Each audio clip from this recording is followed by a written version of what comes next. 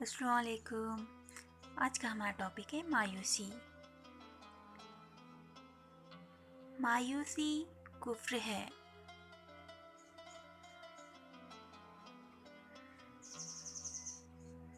مایوسی کی تعریف: اللہ کی رحمت اور اس کے فضل و احسان سے خود کو محروم سمجھنا مایوسی ہے۔ مایوسی کے 3 اسباب و علاج۔ مایوسی کا پہلا سبب جہالت ہے۔ مایوسی کا دوسرا سبب بے صبری ہے۔ مایوسی کا تیسرا سبب دوسروں کی پر آسائش زندگی پر نظر رکھنا ہے۔ مایوسی کا چوتھا سبب بری صحبت ہے۔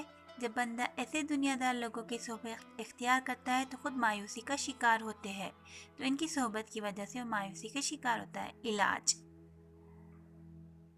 مایوسی کا پہلا سبب جہالت ہے کہ بندہ اپنی جہالت اور کم علمی کے سبب رحمت الہی سے مایوس ہو جائے۔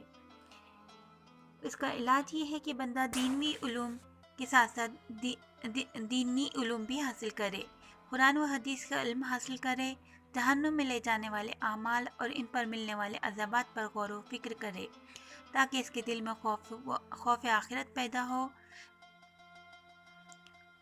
اور اچھے اعمال کی وجہ سے ملنے والے اجر پر نظر رکھے۔ مایوسی کا دوسرا سبب بے صبری ہے، تو اس کا علاج یہ ہے کہ بندہ مصیبتوں پر صبر کرنے کی عادت ڈالے، کیونکہ بے صبری کی وجہ سے نکلنے والے کلمات بسا اوقات کفریات پر مشتمل ہوتے ہیں، جو ایمان کو برباد کرنے کا سبب بنتے ہیں۔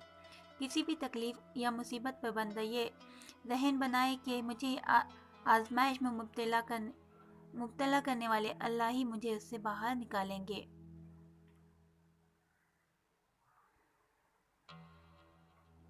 مایوسی کا تیسرا سبب دوسروں کی آسائشوں پر نظر رکھنا ہے۔